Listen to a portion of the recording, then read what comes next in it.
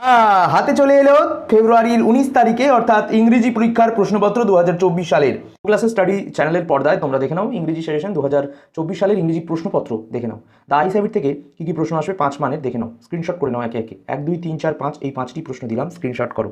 এরপর আমরা চলে যাব 6 নম্বর প্রশ্নে। 6 7 8 এই 3টি প্রশ্ন স্ক্রিনশট করে নাও। এই 3টি প্রশ্ন তোমরা কিন্তু পরীক্ষার জন্য পড়ো।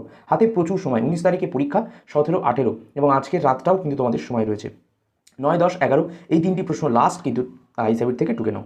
ওকে, এরপর চলে আসবে স্ট্রং রুটস, যেটা এপিজে আব্দুল কালাম নিয়ে, এবং এই স্ট্রং রুটসে 5 মানের যে প্রশ্নগুলো সেগুলো কী কী দেখে নাও এবং এগুলো স্ক্রিনশট করে নিতে একবারে ভুলবে না কিংবা লিখে নেবে। প্রথম প্রশ্ন 1 2 3 4 এই 4টি প্রশ্নকে স্ক্রিনশট করে নাও।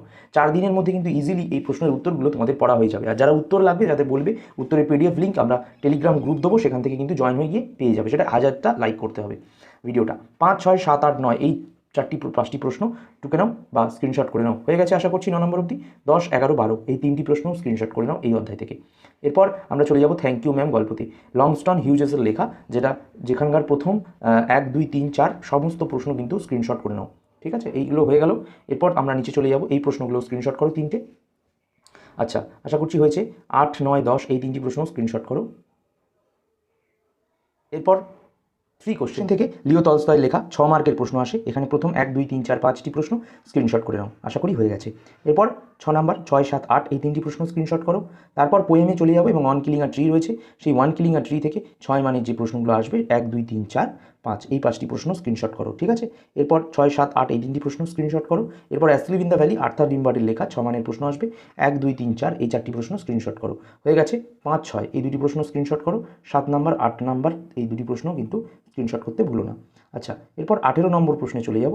18 নম্বর প্রশ্নে, যেটা উইলিয়াম শেক্সপিয়ারের লেখা, এবং অবশ্যই কিন্তু 5 মানের প্রশ্ন আসে, 1 2 3 4 এই 4টি প্রশ্ন স্ক্রিনশট করো। এরপর 5 6 7 8 এই 4টি প্রশ্ন স্ক্রিনশট করো। তারপর দ্য পোয়েট্রি অফ আর্থ লিখেছে জন কিটস, এখান থেকে 5 নম্বরের প্রশ্ন আসে, 1 2 3 4 এই 4টি প্রশ্ন কিন্তু স্ক্রিনশট করো। ওকে, হয়ে গেলে 5 6 7 8 এই 4টি প্রশ্ন স্ক্রিনশট করো। এরপর বলি বন্ধু দ্য প্রপোজাল লিখেছে অ্যান্টন চেকভ, এখানে 6 মানের প্রশ্ন আসে, 4টি প্রশ্ন কিন্তু এখানে ভালো করে তোমরা খাতায় লিখবে বা স্ক্রিনশট করবে। হয়ে গেল 5 নম্বর প্রশ্ন 6 নম্বর প্রশ্ন 7 নম্বর প্রশ্ন এই 3টি প্রশ্ন কিন্তু স্ক্রিনশট করে নাও। এরপর 11 নম্বর প্রশ্ন করে নাও, এবং নাতালিয়ার ক্যারেক্টার, তারপর লোমোভের ক্যারেক্টার সব কিন্তু পড়বে, এখানে যা যা দিচ্ছি স্ক্রিনশট করে নাও। ঠিক আছে, হয়ে গেছে।